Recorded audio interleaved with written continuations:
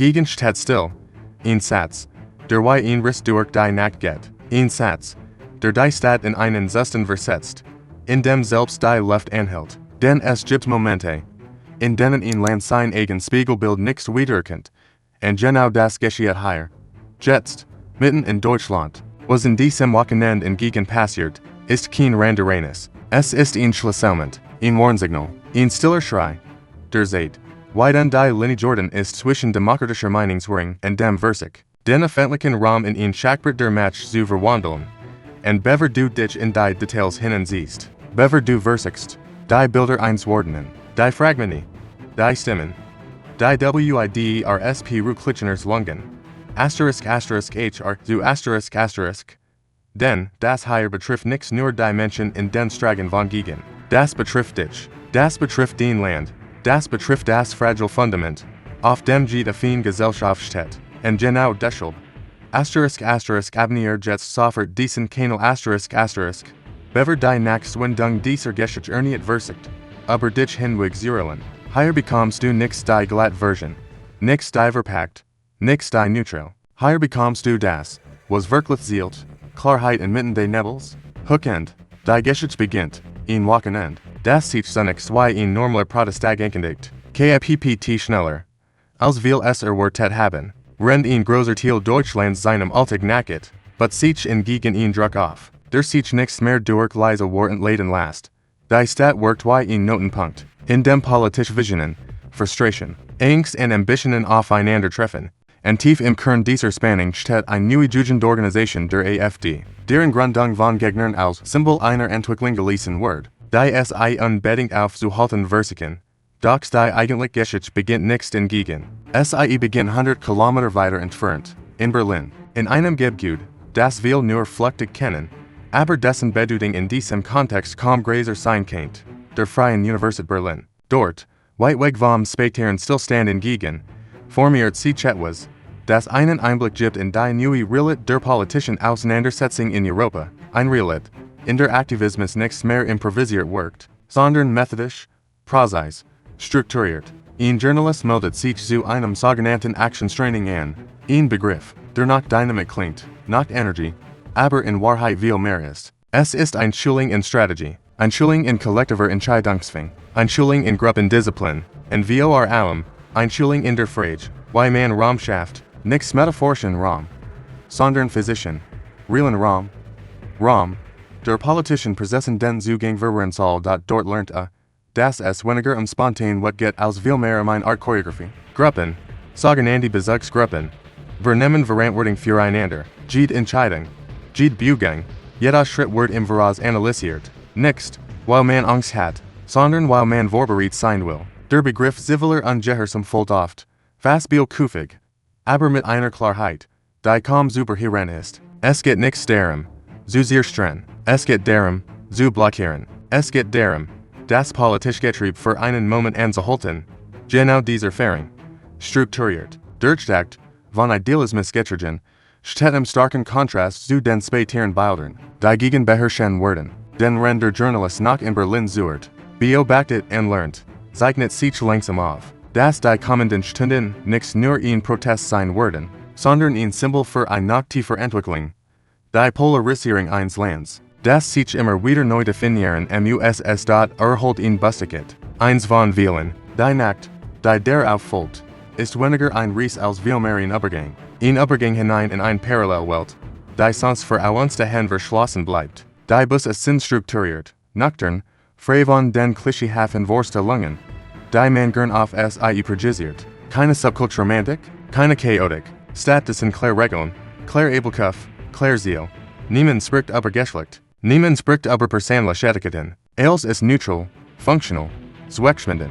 Das Awareness-Team wacht über die Stimmung, korrigiert, wenn jemand aus einer Rolle fällt, die innerhalb dieses Mikrokosmos als Norm definiert ist. Telefonnummern werden notiert, nichts aus Angst, sondern aus System. Bezugsgruppen tragen Namen, die harmlos wirken, oder, ein Begriff, der aussieht wie ein Zufall, aber keiner ist. In diesen Gruppen heilt man zusammen, wie die Tiere, nach denen sie benannt sind, ein menschliches Sicherheitskonst, und rennt die Kilometer verfliegen und der Journalist sein Roll tiefer annimmt, wird klar, Dies Fahrt ist mehr als ein Transport. Es ist ein Beweis dafür, wie organisiert moderner Aktivismus geworden ist, wie strategisch, wie professionell, wie konsequent. Doch gleichzeitig in einer anderen Realität sketcht, bereiten sich af die Mitglieder auf ihren Tag vor, einen Tag, der für sie den Beginn einer neuen Ära markiert, einer Ära, die sie als demokratische Möglichkeit sehen,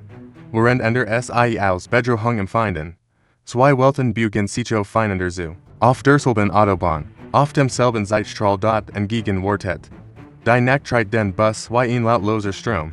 Niemand spricht über Muttigkeit, niemand spricht über Zweifel. Es ist, als wird still selbst zum Ziel der Mission. Der Journalist, der links nichts mehr als Beobachter, sondern als unscheinbar besten Teil dieser mobilen Struktur reist, spürt die Feinspanning, die in Gruppen entsteht, wenn sich auf einen einzigen Zweck konzentrieren. Kein Chaos, keine Spontanität, nur die Erwartung eines Punkts, in dem dies Fahrt ihr Ziel erreicht und reelt mit Ideologie kollidiert. Der Bus gleitet über die Autobahn, durch die Dunkelheit, die von grellen Lichtblitzen einzelner Smartphones unterbrochen wird. Nachrichten wandern im Sekundentakt durch die Chats der Aktivisten.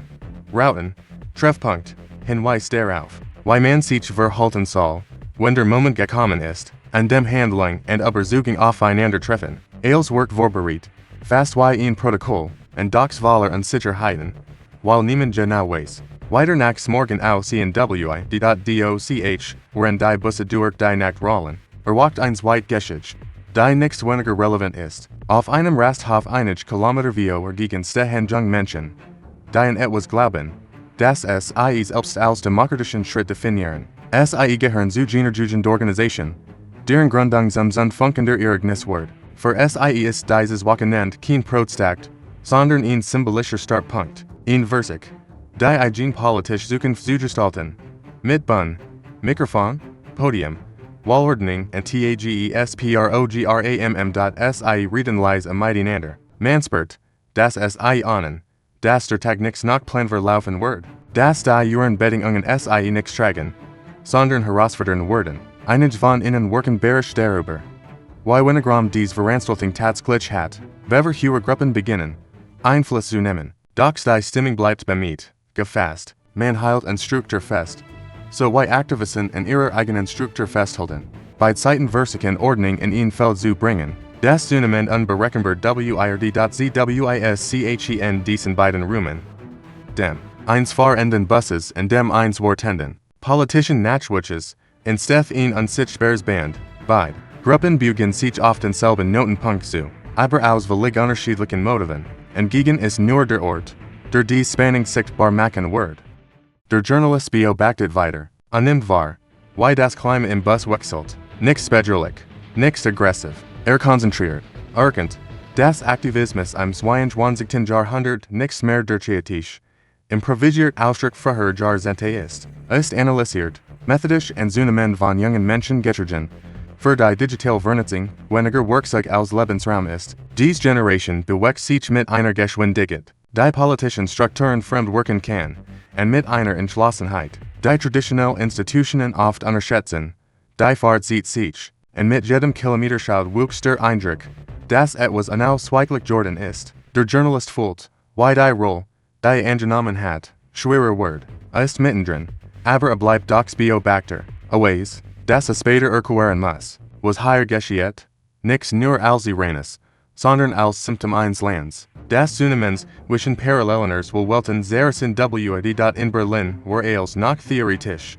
Strategien, Plan, Modell, aber jetzt, jener gegenrückt, desto deutlicher wird die Erkenntnis, dass Realität selten planbar ist, dass jede Erwartung in ihr Grenzen stößt, sobald Menschen, Institutionen und Ideal aufeinander treffen. Dieses Wochenende wird nichts nur zeigen, wie organisiert Aktivismus ist, es wird zeigen, wie fragil demokratisch Prozess sein können, wenn sie gleichzeitig Objekt politischer Projekt und Ziel von Widerstand werden, währenddessen gegen einen Zustand, der merkwürdigerweise wirkt, die Stadt schluckt, aber nichts wirklich. Ein Gefühl liegt in der Luft, das wir kennen, aber selten benennen. Der Moment vor der Unruhe, der Moment, in dem ein Stadt das bald etwas beginnen wird, dass nichts vollständig kontrollieren kann. Die Straßenlampen werfen lange Schatten, Fenster bleiben dunkel, ein Ort, der auf etwas wartet, Dessen Formen noch nichts kennt. Der Journalist denkt in die Wort, die am Vortig in Berlin gehört hat. Ziviler ungehorsam, ein Begriff, der sich nüchtern anhört, aber in Wahrheit ein Brennpunkt ist. Ein Frage, wo endet legitimer Protest, und wo beginnt die Einschränkung anderer. Ein Frage, die keine schnelle Antwort zulässt, und die doch immer wieder gestellt werden muss. Weil sie das Fundament jeder demokratischen Gesellschaft berührt. Auf der anderen Seite werden junge Menschen auf ihr politische Versammlung, die sie als Recht sehen, nicht als Privileg. Für sie ist dieses Treffen ein Art Zukunftsversuch.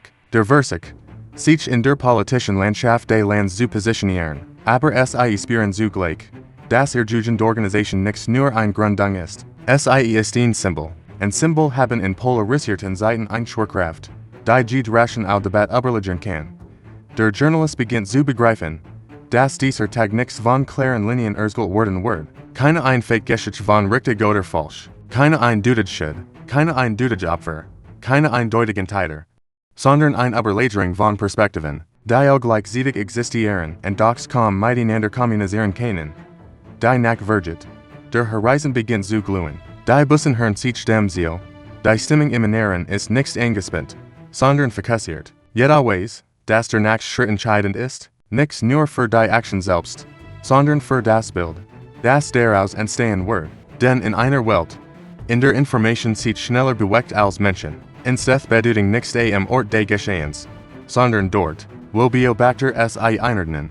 Und genau hier wird die Rolle des Journalisten unverzichtbar. Es zu eines Moments, der Exemplar steht für die Frage, die Deutschland seit Jahren begleitet. Wie navigiert eine Gesellschaft, die plural sein will, wenn ihr Pluralit zunehmend trennliche wird, die Bus over langsamen sich, die Landschaft ändert sich, gegen Rückenher, und die Geschichte, die sich bis hierhin aufgebaut hat wie ein Sturm über einer stillen Ebene, beginnt forme NZUNEHMEN. Die nächsten Stunden werden Antworten geben, aber sie werden genauso viel neue Fragen aufwerfen, Fragen, die nicht nur gegen betreffen, sondern das ganze Land. Denn, wenn ein Stadt stillsteht, steht auf viel mehr still, als man auf den ersten Blick sieht.